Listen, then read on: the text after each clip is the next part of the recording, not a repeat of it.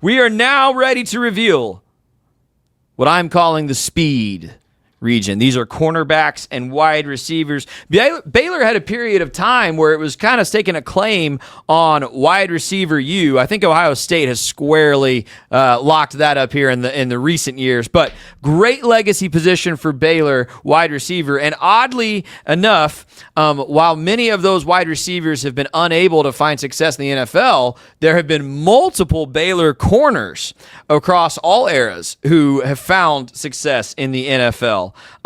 Gentlemen, quick answer from each of you. I want an answer from each of you. The most underrated receiver in Baylor's history is Tyquan Thornton. I think underrated. It's fair. It's from that era where it's like things are a little rough out there, and he kind of showed up and was the dude for a bit and was really, really good, and frankly on an offense that wasn't that good, provided a huge outlet for that team. This is a tough one. David Geddes was a really great leader for us when I was here. And then he had an opportunity to play in the NFL for a little while, but was just riddled with injuries. But I think he's underrated.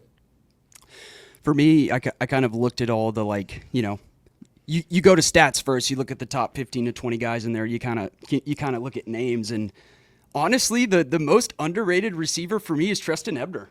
He's 18th in career receptions, 22nd in receiving yards, and he's tied 21st in receiving touchdowns for Baylor. And that's tied with 11 touchdowns.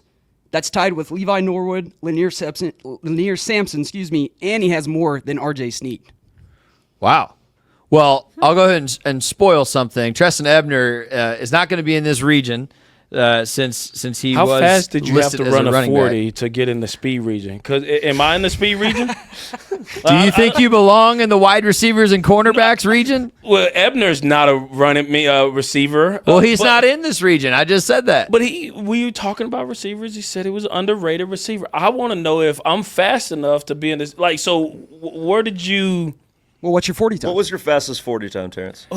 Listen. He doesn't want to say it now. Yeah, you don't want to talk about it now. I'm not going to say. Ask no questions. I tell you no lies. So don't ask any questions. But I'm just curious of what criteria Scotty used for this, other than receivers and cornerbacks.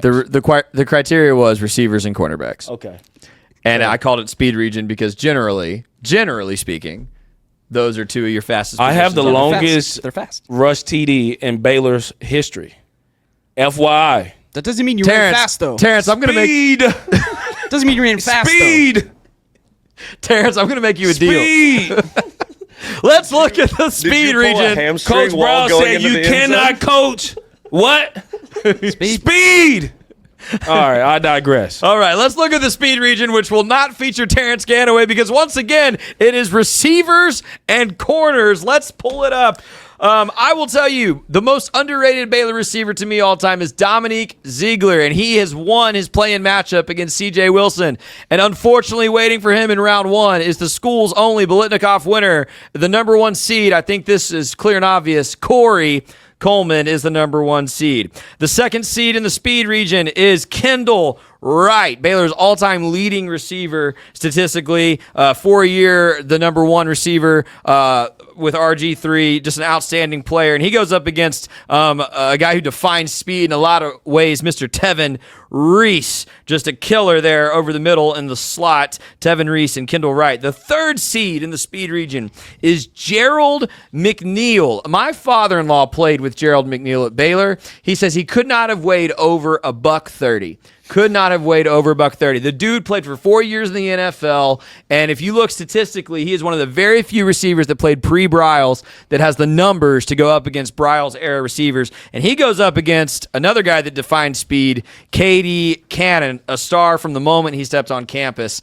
to when he departed. The fourth seed is Gary Green, the best cornerback in school history, going up against a guy who, we talked before the show, has had so much NFL success, Mr. Xavier Howard.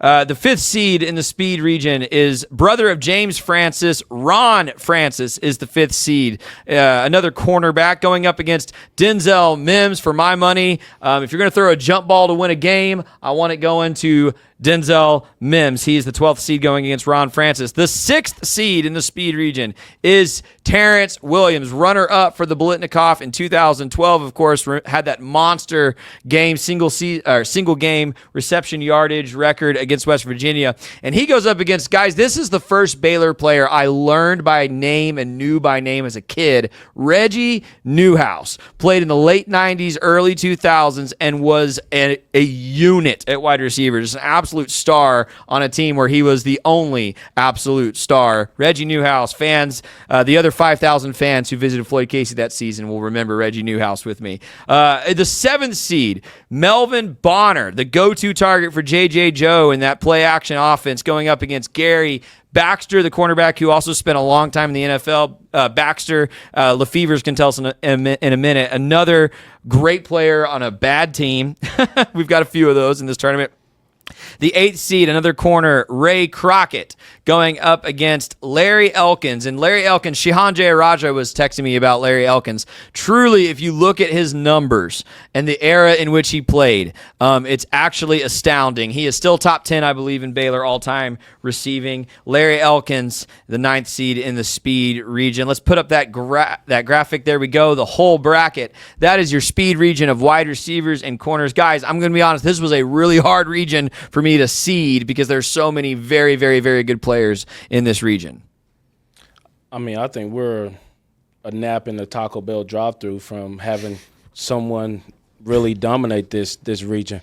And then obviously I take offense to the name of this region, but other than that, I think it's a good slate of talent. I just think I think you've underseeded Denzel Mims. I know that like the numbers aren't quite as there maybe as some of the other dudes of the era maybe a few years before, but we built an entire offense on throwing outs and curl routes to one side of the field just to Denzel Mims basically an entire season.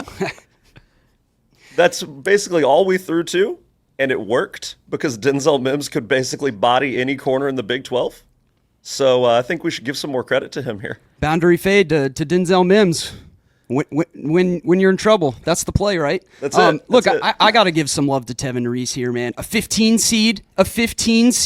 He is the definition of speed, and he also has the stats to back it up. He's 4th in Baylor history in receptions with 187. He's 4th in yards in Baylor history with 3,334.